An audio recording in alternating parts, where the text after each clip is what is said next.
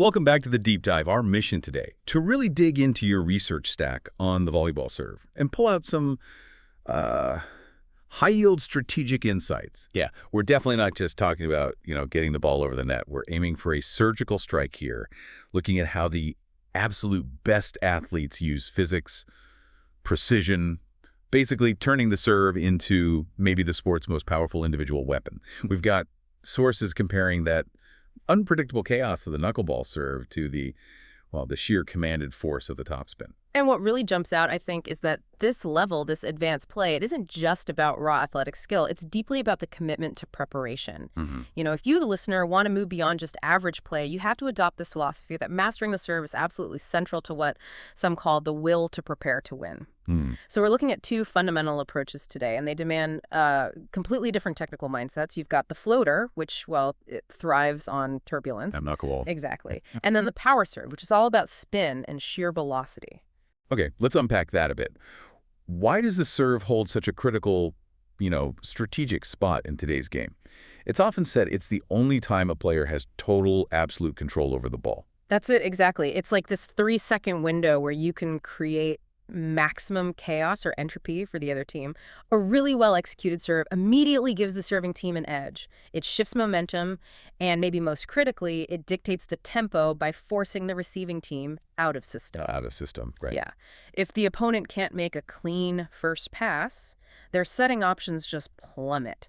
That gives your defense a huge advantage. Okay, so if the serve is this primary disruptor, what are the technical foundations needed before an athlete can even really start mastering these high-level variations we're talking about? Well, first and foremost, it's consistency. You absolutely need control, accuracy, and strategic placement before anything else. I mean, power is basically useless if the ball sails 3 feet out, right? So mastering that proper serving technique, the footwork, getting the body aligned smoothly, that controlled arm swing, and finding that single precise contact point, that's the baseline. It's that mechanical consistency that lets a player reliably generate the specific spin or lack of spin they need for these advanced serves.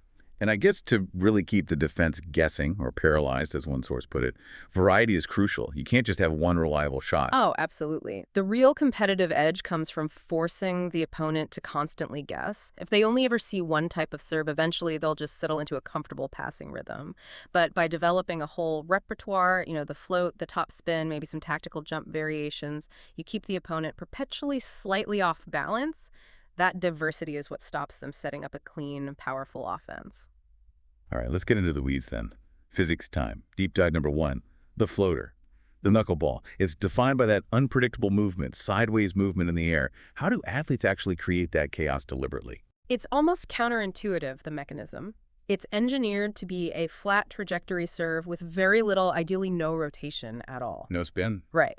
And when the ball travels without that stabilizing spin, the air flowing around at the boundary layer, it separates unevenly.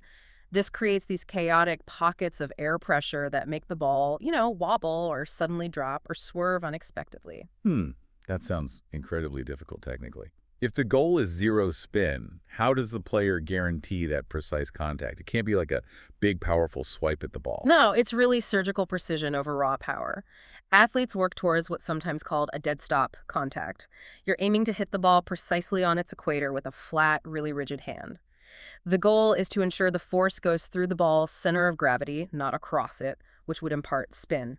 The key technique is minimizing contact time, essentially just knocking the ball forward. And keeping it low and fast, right? You mentioned that. Yes, keeping the trajectory low and close to the net is critical. Why is that so important?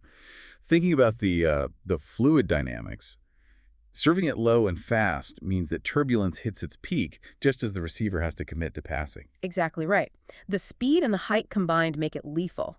When it's served short and low, the receiver often has to take that awkward half step forward, make a quick judgment on a ball that might suddenly dive or just dart sideways. It puts them immediately on their heels.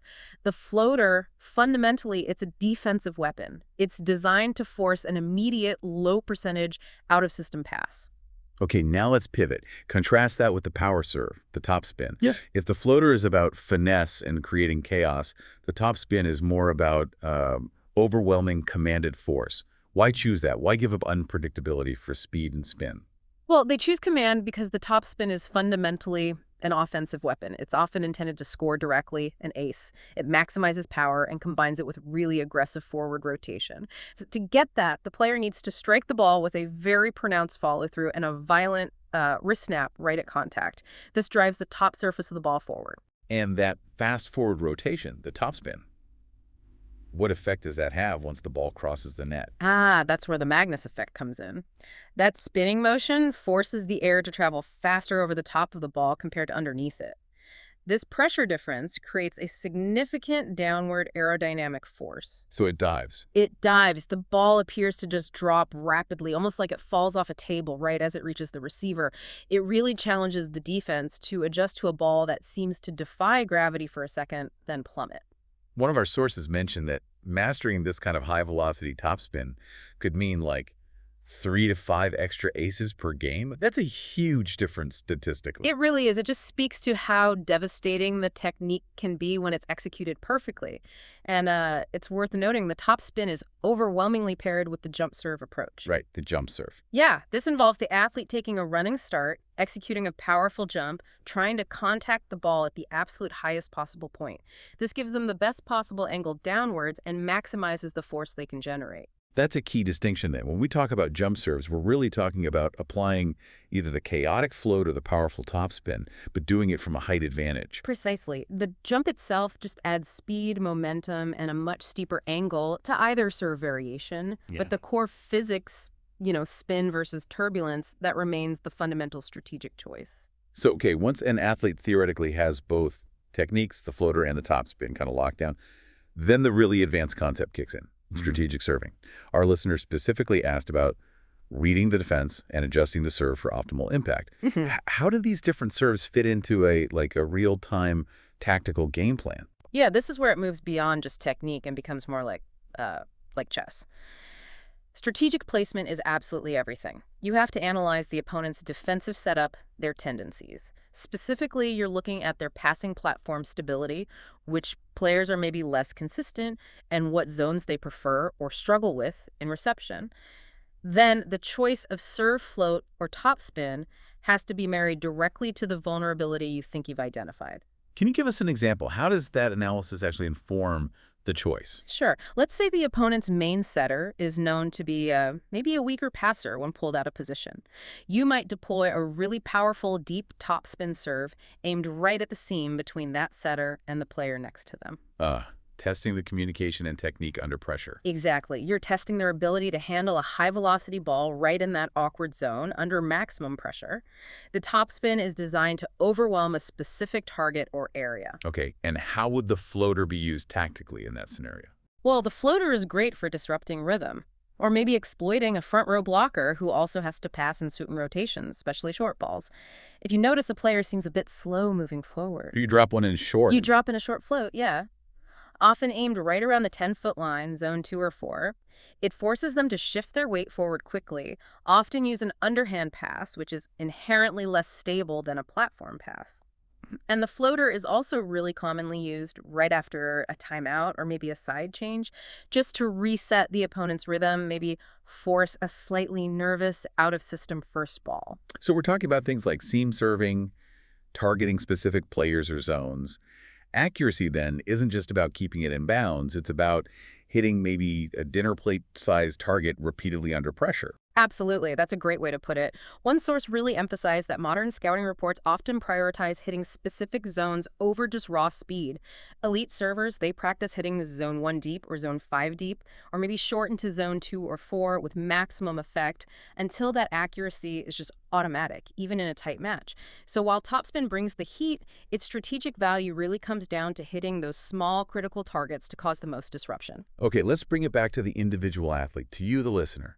The path to achieving this level of serving, it demands relentless, really intense individual practice, doesn't it? This isn't something you just decide to try in a game. No, definitely not. And it connects right back to that core philosophy of preparation we started with. Athletes have to commit to structured, consistent repetition, like dedicating specific time every day to high-volume serving drills. And, importantly, self-assessing, was that float really flat? Did that topspin have enough pace and dip? Improvement here isn't about instant gratification. It's about recognizing that you have to structure your daily activities, your training, to consistently get better today than you were yesterday. Elite preparation is fundamentally about removing the variance from your execution so that your strategy can actually be applied reliably when it matters. This has been a really fascinating breakdown. Chaos versus command, turbulence versus spin. So what does this all mean for your preparation for you, the listener? Whether you find yourself leaning toward the unpredictable pressure cooker floater, or maybe the sharp, fast drop of the topspin, the underlying principle seems clear. Just knowing this stuff, the knowledge without the application is basically just trivia, right? Exactly. The key message is really rooted in achieving versatile excellence.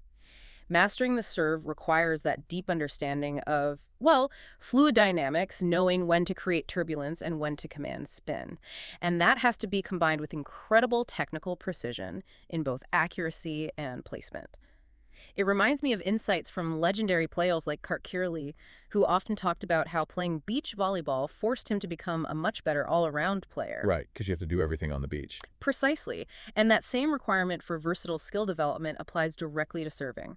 You really need to master both the float and the topspin to be a truly complete and dangerous server at the highest levels. Okay, so considering the really high strategic value we've placed on the serve's impact, here's a final thought for you, the listener. If you analyzed your very next opponent's defensive tendencies right now, who's their weakest passer? Which zone looks unstable?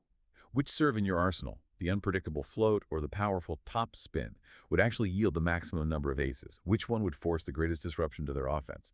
That decision point, informed hopefully by this deep dive, that's really your next step in meaningful preparation. Thank you for joining us for the deep dive. Keep prepping, keep practicing, and keep searching for those strategic advantages.